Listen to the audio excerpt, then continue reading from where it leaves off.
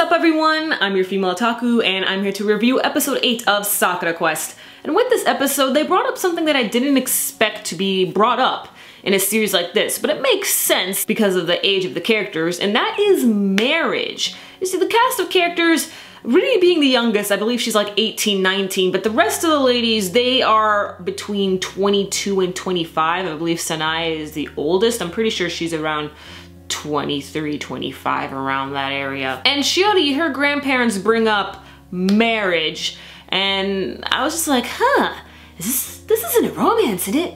Oh no, but it's a part of everyday life, of course, and of course it can be brought up with girls their age. And to be honest, I always forget that Shiori is a lot younger than she looks, because honestly, I used to think Shiori was like a mom already, but then when I found out that she was like their age, I'm like, seriously? She's not even close to her 30s? Like, dang. And like, when we saw her sister, to be honest, her sister and Shiori, they don't look that much different. Like, is Shiori's sister Sayori like really like a lot older than her? Like, are you sure you're the big sister? You guys aren't like fraternal twins or anything?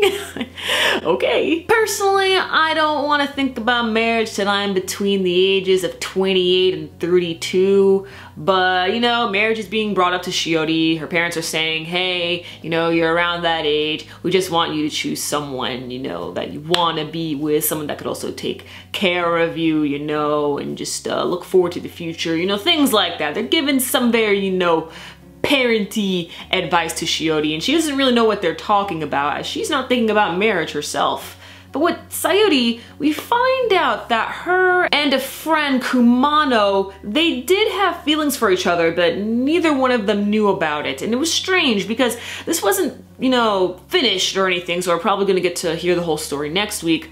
But Sayori and Kumano made a promise to each other, but neither one of them showed up.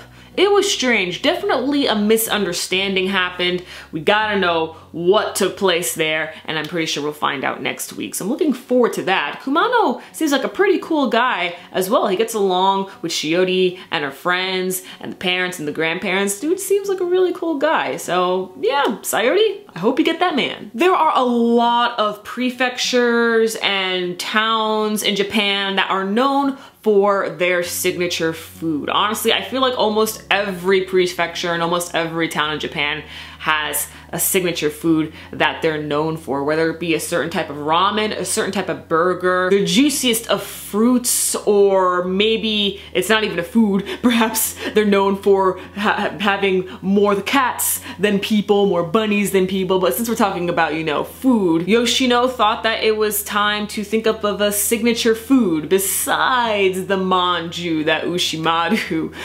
created. The whole scene in the beginning was just hilarious, especially with Riri when she brought out this the caterpillar like food and stuff, and it was really gross. There was no way I would eat something like that. And Yoshino's just like, you should put that back. We don't want any bug related foods. Plus it's coming out of a weird place.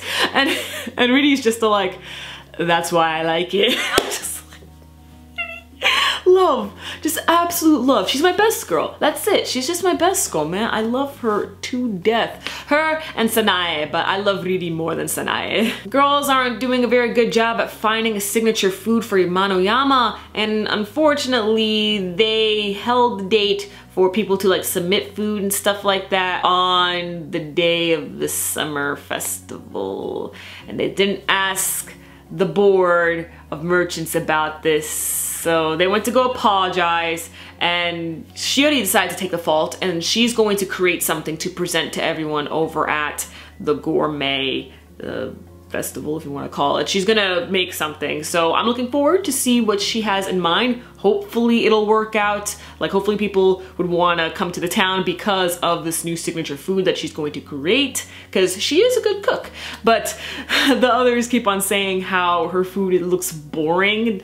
Even if it tastes good, it looks boring. So how is it going to stand out? Hopefully the presentation looks great, as well as the taste of the dish. Didn't get any Sandal-kun again. Gosh darn it, I want to see more of Sandal-kun. But after looking at the preview, it looks like we'll be seeing him quite a bit next week, so I'm looking forward to that. Let me know your thoughts on this episode, and catch me tomorrow as I live react to Boku no Hero Academia. I'm your female otaku. Sayonara.